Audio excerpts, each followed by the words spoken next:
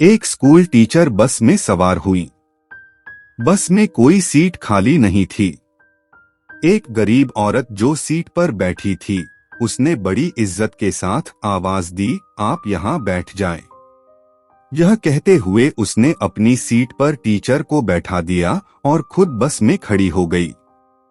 Madam ने बहुत बहुत शुक्रिया अदा किया और मेरी तो बुरी हालत थी सच में, कहते हुए दुआएं दी। उस गरीब औरत के चेहरे पर एक खुशकुन मुस्कान फैल गई।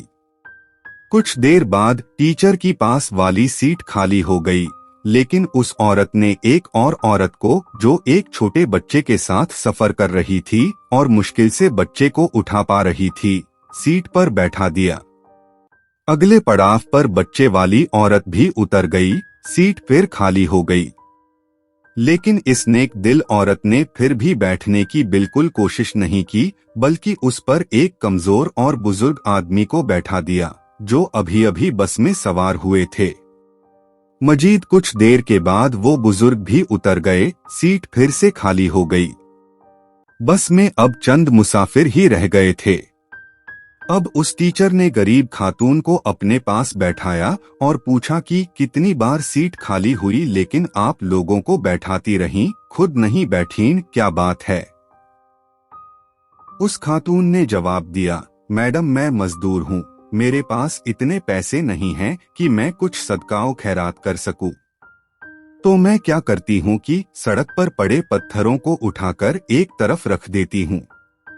कभी किसी जरूरतमंद को पानी पिला देती हूँ, कभी बस में किसी के लिए सीट छोड़ देती हूँ। फिर जब सामने वाला मुझे दुआएं देता है तो मैं अपनी गरीबी भूल जाती हूँ, मेरी दिन भर की थकान दूर हो जाती है। और तो और जब मैं रोटी खाने के लिए बाहर बेंच पर बैठी होती हूँ, कुछ परिंदे मेरे करीब आकर बैठ जाते हैं, मैं रोटी के छोटे छोटे टुकड़े करके उनके सामने डाल देती हूँ। जब वो खुशी से चिल्लाते हैं तो खुदा की इस मखलूक को खुश देखकर मेरा पेट भर जाता है। रुपए पैसे न सही, सोचती हूँ दुआएं तो मिल ही जाती होंगी, मुफ्त में फायदा ही है ना, और हमें लेकर जाना ही क्या है इस दुनिया से। टीचर हक्का बक्का रह गईं। एक अनपढ़ सी नजर आने वाली गरीब औरत इतना बड़ा सबक जो उन्हें पढ़ा गई।